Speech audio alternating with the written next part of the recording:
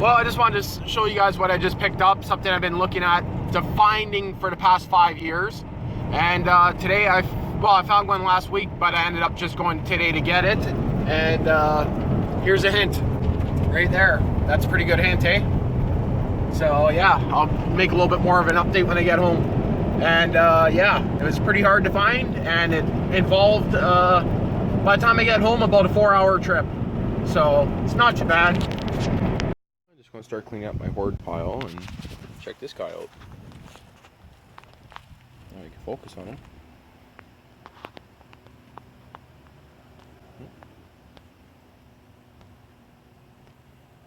Oh, he doesn't look very friendly.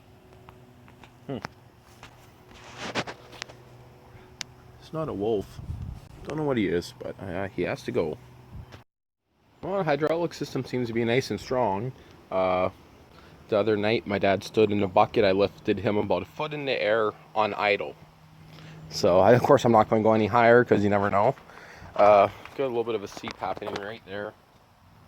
Looks like actually the top of the hole is right here. So, you can see it there, starting to seep. All the hoses on this thing are, like you can see, it's starting to dry rot pretty good. That's just outer protection, so have to get all the hoses done sooner or later. Right now they're not too bad.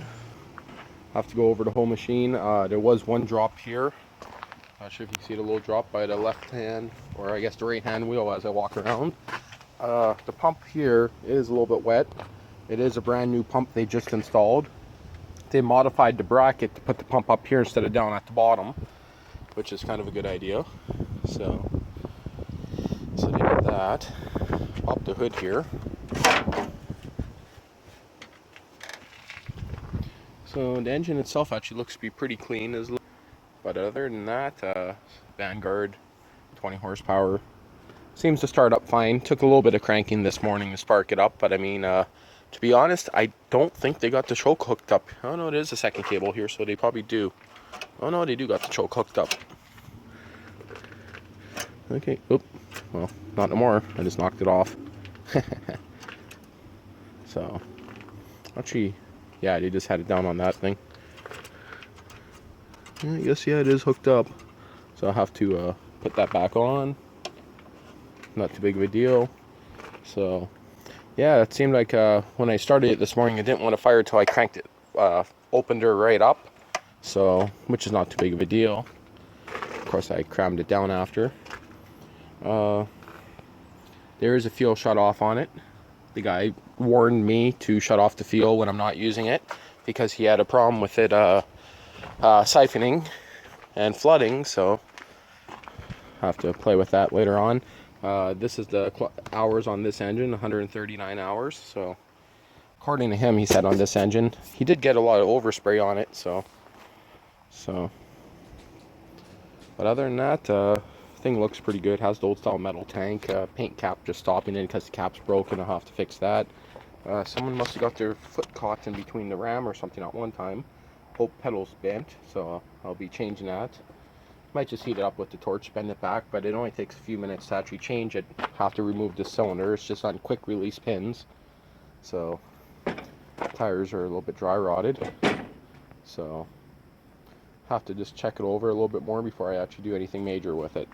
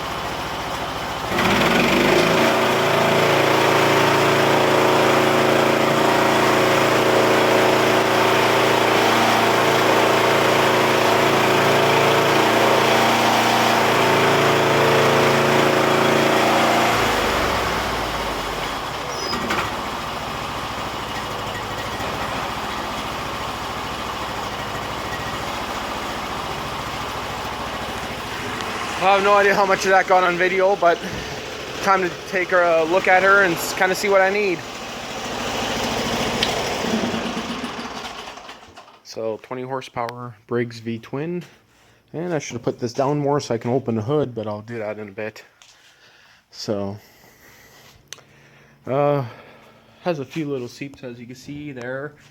Plenty of power on the bucket. It was able to lift my dad about a foot off the ground on idle, and of course I didn't want to go any higher. So, it is running a little bit dirty smelling, so probably pull off the carb, give it a cleaning. Seems to take about 5 to 10 seconds of cranking to start it up cold, so chances are the carb needs cleaning. It does have a stock metal gas tank, which has a leaky top, so who knows how much moisture is in there. So I'll be switching out that tank and the seat. It does have a weight bin on the back. That's not from the tractor, that's from my dad's truck leaking coolant. So yeah, nice heavy duty weights on it. It does have a second set of back tires that go on right beside it, but I won't be using those. Has a set of chains, a plow, and a bunch of other stuff, and has a set of forks that go on the front for lifting hay bales and stuff. I do need to straighten this out here, probably put a hook on there. So yeah. Okay, so a little bit of an update on this thing. It does have a little bit of an oil leak, which I kind of thought it did because it is wet on the bottom. You can see a puddle there and another puddle there, so I'm going to check and see what those are from.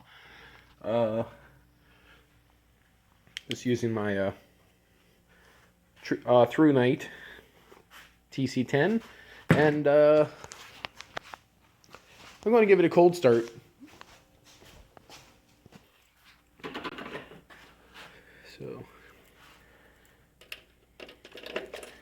So I'm going to try the choke, which to be honest, I don't think is working proper. Keep it, I'm not going to turn up the throttle, and let's see what happens.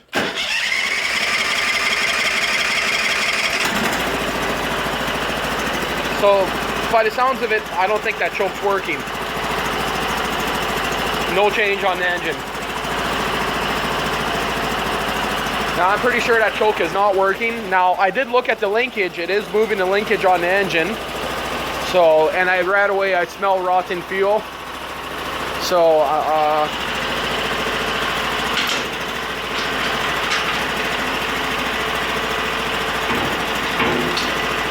still getting used to this mechanism here. You push it all the way and it actually goes back down.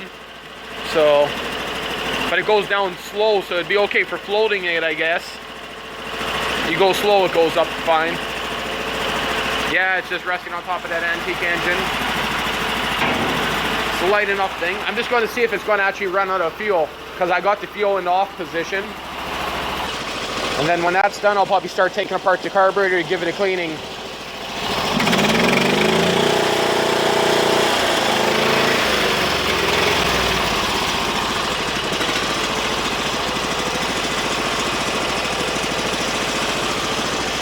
And I should really get to changing these tires over, because I got a new set of tires in the shed. Snowblower tires.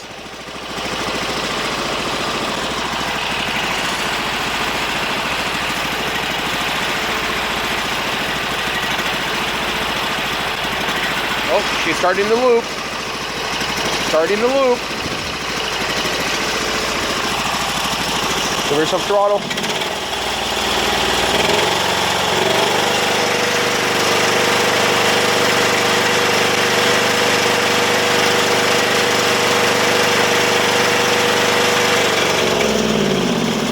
She's done.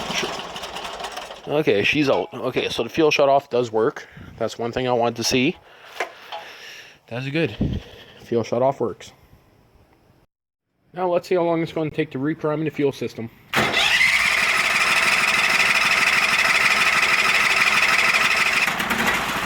that wasn't even that bad. That fuel pump's in good shape.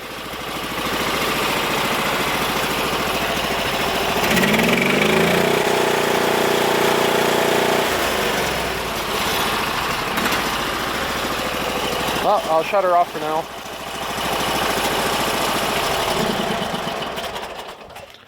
And I'll let it cool down for a bit, and then I'll probably pull off the carb, change the fuel lines. And I should have left that drained if I'm going to do that, but it's no big deal.